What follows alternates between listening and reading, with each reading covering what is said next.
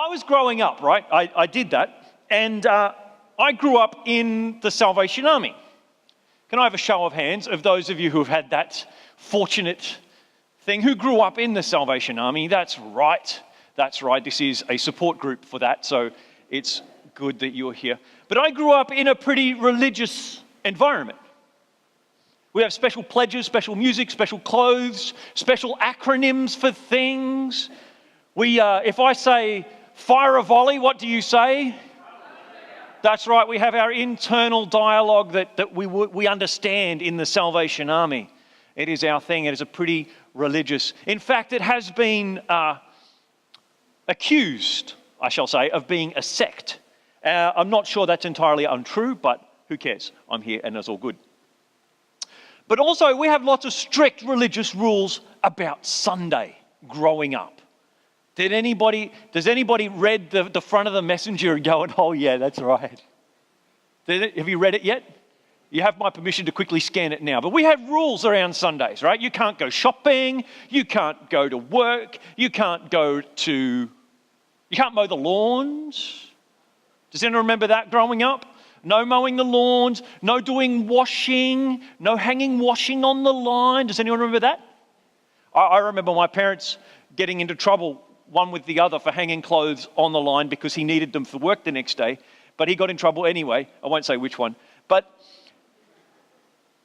And it's interesting, isn't it? We have all these rules around Sunday because Sunday was considered to be our Sabbath, our day of rest. What nonsense.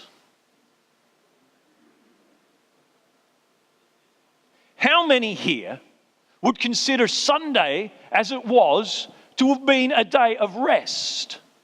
Sure, you didn't go to work, but it was my busiest day of the week. That possibly tells you a bit about how I was at school, but it was the busiest day of the week. It was crazy as. The Salvation Army is not a very sit still and meditate kind of organisation. In fact, we don't generally call it an organisation, probably good, but we call it a movement, don't we? The Salvation Army is a movement. And our commitment to Christianity with its sleeves rolled up drives us at a really high rate of knots and busyness. Well, I grew up in this environment. And I've had counselling, so it's okay. But if that wasn't enough, Rebecca and I moved to another corps because, we weren't busy enough. And we got involved in youth ministries and children's ministries. We got involved in musical sections. And our Sundays went from busy to ridiculous, right? There'd be anything from corps cadets and band spirituals and Sunday morning meetings and lunchtime open airs, afternoon open airs, night meeting, youth group supper. And I understand those of you from an older generation, there was something called directory in there, which I think we now print and hand to everybody. Is that right? There was prayer meetings and things like that. I didn't never get to the prayer meetings because I was a corps cadet counsellor.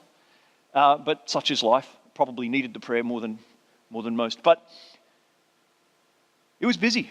And then we got married and we were involved in Red Shield summer camps. And so there was a whole lot of things that we do during the year, lots of events and things like that we got busy. Sundays were just nuts. And then we decided that wasn't busy enough. And we decided our calling would need to be acted on. And we went to Salvation Army Training College. We went to Bible college. And with a 10-month-old child. And that was, let's just say it's not simple. It's not easy. Rodney Ainsworth drove us like nothing else. You just sort of seen it. And then we decided we'd leave Officers Training College because, they kicked us out after 2 years and they commissioned us and sent us to a little corps in East Maitland. And that was great. Great 12 people on our first Sunday. And the second week we were there, Rebecca gave birth to twin girls, which was fantastic. So we had our little family all finalised and finished, and we moved together to East Maitland, where we tried to figure out how to sleep, how to do life, and how to do Sabbath Sunday, how to rest. And I got to tell you, it's impossible when you have little kids to rest. It's really, really difficult. Sam? Yes. During the week, it must be great, right? Shut up.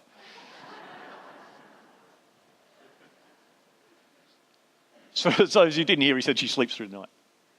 Crazy stuff. All right. 2 years after our stint at East Maitland, we were appointed to Bonnells Bay Core, 2 congregations, each one of them 10 times the size of East Maitland Core. We had counselling staff, we had store staff, we had all sorts of programs and things going on, and Sundays went from 1 meeting to 2 meetings, and it was just busy. Now, I tell you all this so that you have an understanding of where I am at when I understand Sabbath rest. What on earth is a Sabbath rest, and how is that going to happen? You know, it was inevitable. About 10 years ago, maybe a few more than that, I hit a wall. I had a breakdown.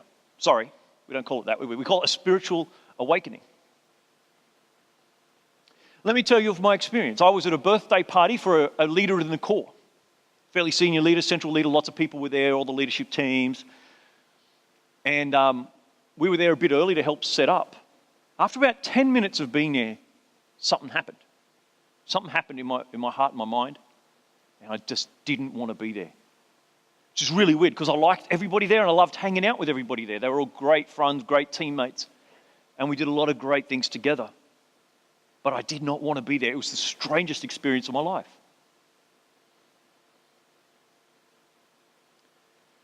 I don't know what it was. And in the years since, I've tried to figure it out. And here's the best way I can explain it. Every time I had to answer a question that somebody asked me, no matter how trivial, where to hang the balloons or how to hang the streamer, no matter how trivial the question was, in my heart and mind, I felt as though the entire world hung in the balance of my answer. If I answered if I gave the wrong answer, the world would explode. So I couldn't talk to them. I couldn't answer. In the end, I spent the first 30 minutes of that party literally curled up in the corner, not wanting to talk to anybody for fear of my answers being, bringing the world apart. The sense of anxiety was insane. And I felt insane because another part of me is looking at me going, what are you doing? Why do you feel like that? It's ridiculous. It's irrational. It makes no sense. And I'm sitting there thinking that about myself, sitting there feeling that. Talk about confused. After 30 minutes or so, my kids found me. They were probably 3 or 4 at the time. And they wanted to know where the bathroom was. And I flipped out. I told them off and I ran out to the car and I sat there until we were ready to go home. I don't know if anyone's had a similar experience to that, but there you go, that's mine. And I had to take some time off. I had to rest. Not only to rest to recover my physical self, the adrenaline that I had completely used up in my system over the months and months of work and overworking myself, but I had to recover something else. See, I went to see a psychologist. I think primarily because I have a science background and I wanted to know what the heck this was, and I was very confused and I thought psychologists study this stuff, so I'll go and ask them. And I went and they told me about 2 different sorts of rest. They talked about Sabbath rest and the idea of a daily office. Now we're in week 6 of emotionally healthy spirituality. For me, this was the launching point of my entire journey in what it means to be emotionally healthy spiritually.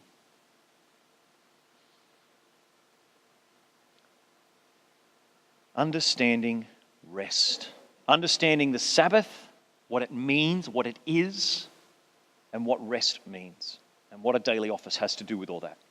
So if we go to Exodus chapter 20, we find one of the 10 commandments. Observe the Sabbath day. Now, if you see this in a list anywhere, you'll generally see this commandment listed as remember the Sabbath or observe the Sabbath, right? Do you understand? Do you know that? But First of all, look how much there is in the description of what he means. That's a lot longer than any other of the commandments. There's a lot more explanation, a lot more description of what he's talking about. This is clearly more important than most of the others. It has significance, this idea of observing Sabbath. The other thing to note about this is the fourth commandment. Now that's interesting because it's above do not murder, do not steal, do not commit adultery, do not bear false witness. This is higher than all of those on the list. That's interesting. So I said, I need to figure out this thing. What is it? And that's where we come to this story about Jesus, Sabbath and rest. On a certain Sabbath, Jesus was walking through a field of grain, disciples pulling off, having something to eat. And the Pharisees say, what are you doing? You're breaking the rules. You know, I got to say, Pharisees get a bad rap, don't they? After all, they are the guys who organized the execution of Jesus, so they do bear some blame. But these guys are sitting here enforcing this incredibly moralistic sort of rule. How awful. How legalistic. But I want to say last year in Australia, KPMG did a survey, and they found that Australians on average work more than 40 hours per week. That's an average. You think of all the casuals and the part-time people out there and then average that out. More than 40 hours a week. And I don't think that we, in our current work culture in Australia, can question any effort, even a misguided effort like these Pharisees seem to be placed here. I don't think we can question. I don't think we can be too hard on the Pharisees. Because I think that we need now in our culture to ensure that people get something that is crucial to being human, and that's rest. Our relationship with work as a society is so seriously out of whack that anyone who thinks you can rest just by stopping work, downing tools, is naive. It's a lot more difficult. Jobs are insecure. Industries are rising and falling like nothing else. People are being made redundant. They're switching jobs from company to company. I mean, people don't work for the same company that they used to anymore. And every time you move company, you have to make new friends, learn new rules, learn new policies and procedures and new ways of doing things. It's very tiring. People now are earning less on average than they have before. Housing costs are through the roof. Sorry, dad joke. Thank you. Technology means that people are working a lot more. You've heard the phrase that technology means we can work anywhere. And the reality is people now work everywhere. Our work culture is ridiculous. And I think there's something to be said for rules around a Sabbath. Judith Shulevitz is a writer for the New York Times, a Jewish person in New York, which is not that unusual. But she walked away from her Jewish faith as a young person and then rediscovered it a little bit later on in life. And she says this: when the Sabbath was still sacred, that is, when the Sabbath was still, rules and it was still considered to be holy, not only did drudgery give way to festivity and family gatherings and the occasional worship, but the machinery of self-censorship shut down too, stilling the inner murmur of self-reproach. That's the key. That's where we get to Sabbath. The inner murmur of self-reproach. Way back when I went through my spiritual awakening, I found this. There are two ways of working. Two works, I guess, that we are always doing. There's the external work, all right? The emails, the phone conversations, presentations, spreadsheets, sweeping, shoveling, building, making, processing. That's the external work, and that's tiring. But there's another inner kind of work. A deeper kind of work, an inner peddling underneath the work that is external. This is the eternal inner murmur that needs to be quieted. It needs to be satisfied. Now, I'm not talking about guilt. It is instead the need to prove yourself, To others, yeah, but mostly to yourself.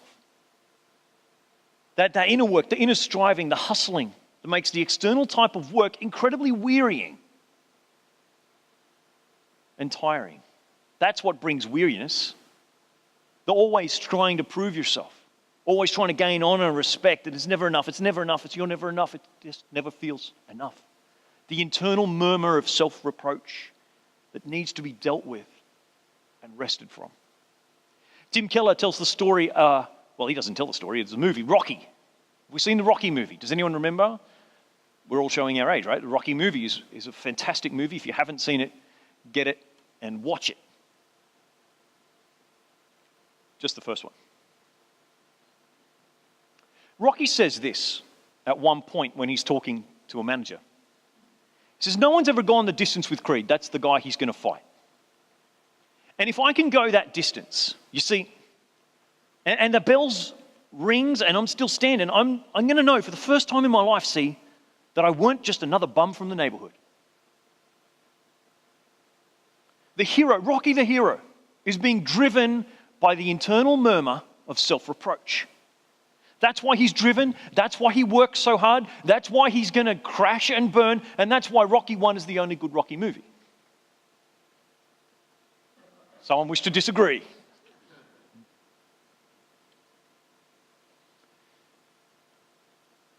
I was working really hard at my job, Bonnells Bay. Church 10 times the size of the previous church I was at.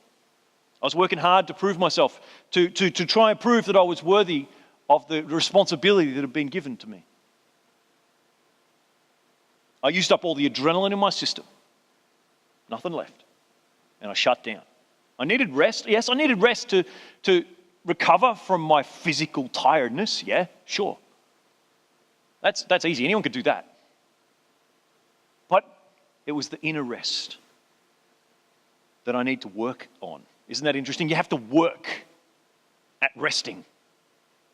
Sounds paradoxical, doesn't it? But there's a lot of things in spirituality that we find as paradoxical.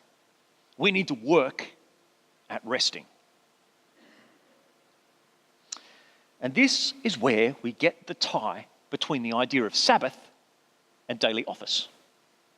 Now, we have to understand the meaning of the word office. Office comes from a Greek word, opus, which is more than just a great place to get coffee. It's a place of work. The opus is simply the word for work. The daily office is our place that we go to do our daily work with God. That's the phrase that's being used. The daily office is a phrase that's been used for thousands of years within the church as that place we go to do our work with God. Now, it doesn't necessarily mean a physical place. Let me be clear. It's that place in our hearts that we go daily to do our work with God and our work of rest, our opus, and our masterwork of our lives. Let's go back to our story of Jesus and the Sabbath. See how it plays out. Jesus stood up for his disciples, and he gives the example of David in a temple, breaking almost every rule of sanctuary and holiness that existed in the Old Testament by taking the food. And he says this, the Son of Man is no slave to the Sabbath, he is in charge. In other translations, it's right, he is Lord of the Sabbath. I am the one the Sabbath is all about, he says. He doesn't do away with the Sabbath. He doesn't say the rules don't apply to his followers. The rules are important. But he does say, I'm in charge of it. I'm the one that Sabbath is all about. I am the Lord of rest. I created it. So we go to Genesis chapter 1 to see the creation of rest. God creates the world. Day 1 creates something. Day 2 creates something. Day 3 creates something. Day 4, Day 6 creates human beings. Excellent. And day 7, he rests. And I asked the band this question a couple months ago now. What kind of God is it that needs rest? Have you ever thought about that? Why does God need rest? He's an omnipotent, all-powerful God needs rest.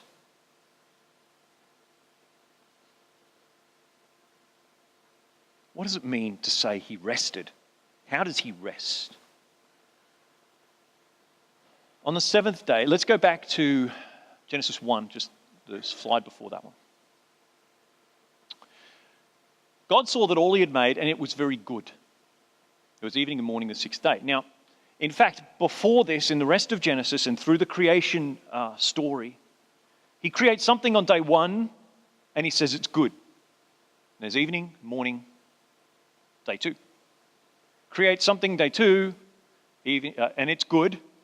Evening, morning, day three, etc., etc., etc. And here we are at the end of the sixth days. It's all that he had made. It was very good. It was evening, it was morning, the sixth day, and then we flip into Genesis chapter 2. By the seventh day, God had finished the work he had been doing, and on the seventh day, he rested from all his work. And then God blessed the seventh day, made it holy, because on it he rested from all the work of creating that he had done. I had to think about this for a little bit. And I have to understand it's about the phrase in Genesis chapter 1. It was good. It was really good. It doesn't mean, when God says he rested, it doesn't mean he was tired, needed a break. It means he was completely and utterly satisfied. And when you think about it, that's the only way to rest, isn't it? To be satisfied with your work. At the end of your day, each day in your daily office, to come to your day and the end of your day and to say, it's good. It's done. It's finished. I can go to bed, evening, morning, and we'll face tomorrow. Come to the end of your week. It's very good. Put it down. Done with. Because you see, it's the unfinished, the unsatisfactory that we carry with us that weighs us down. The stuff that hasn't been done. The stuff that we carry and worry about. Definition of Sabbath and resting and emotional maturity and health is to come to a point where you are utterly satisfied with what you've done and by implication with who you are. Hebrews 4, verse 2. If we believe, though, we'll experience that kind of resting. But not if we don't have faith. That's interesting. A Christian believer, according to Hebrews 4, is someone who is able to experience the Sabbath type of resting. That emotional maturity. To be able to look at your work the same way God looked at his work, the same way God looks at you at creation. To be able to look at yourself and to say, absolutely satisfied. Absolutely good. There is nothing else that needs to be done. It is good. Right now, at this point, all the work you need to do, all the work you need to be is finished. That's all that needs to be done. Daily, at the end of your day, I want to encourage you to stop and to say, today is done. I'm good. Anything left, we'll take care of tomorrow. But it's really hard to believe yourself to be good unless you have the faith that says, Jesus Christ died for me. Because if you don't believe that statement, why would you say you're good? What reason could you have? Yeah, I've done a few good things, that's fine. But if you know that Jesus Christ died for you, you can't deny that you are good, that you are worth it, that you are complete and totally satisfactory. It's funny, right, when I get school reports, when I was a kid, I never wanted to see satisfactory. But when it comes to God, you are just satisfactory. You are just the best. You are a masterpiece. That's what we need to remember. That's why. Our religious rituals, right? The religious things we do, the coming together on a Sunday, the devotional times that we spend at the ends of our days. They're not just there to promote togetherness. They're not just there to teach us stuff. They're participating in the story of who we are. A story about the Sabbath rest of creation. the rest that says is good. You're good. God rested, we rest. Jesus said, we're going to sing a song in a moment. In Matthew, it's recorded, Jesus said this, are you tired? Are you worn out? Burned out on religion? Come to me. Get away with me and you'll recover your life. I'll show you how to take a real rest. Walk with me and work with me. Opus with me. Watch how I do it. Learn the unforced rhythms of grace. I won't lay anything heavy or ill-fitting on you. Keep company with me and you'll learn to live freely and lightly. I wonder if you'd join me in a song before we pray. His provision is the song. And in this time of prayer, we're going to stop. We're going to reflect. I know it's particularly pertinent for fathers who consider themselves to be the important breadwinners or they feel the responsibility of working. They feel like their lives are judged according to how their children are, or judged according to how they've done this or how they've done that, or what the work they've done. But I want to say today, nobody's value is found in the work that they do, the achievements that they make. Your value is absolutely and totally at the feet of Jesus, who says, I died for you. I died for you. Now live free. You are good. You are worthy. It's done. No more striving. No more hustling for your own value. You're good. I don't know how hard that is to wrap your mind around. But I know it's hard to wrap your heart around sometimes. And I know I need a daily time with God to say, to remind me, to keep me there, to keep me in that state of resting. And I need a weekly time where the story is told and I know I'm a part of it. Today, as we sing, I invite you to realise that fact again, to allow it to sink into the deepest parts of your soul. You are good, you are acceptable, you've done all that's asked of you. You are His. Let's sing.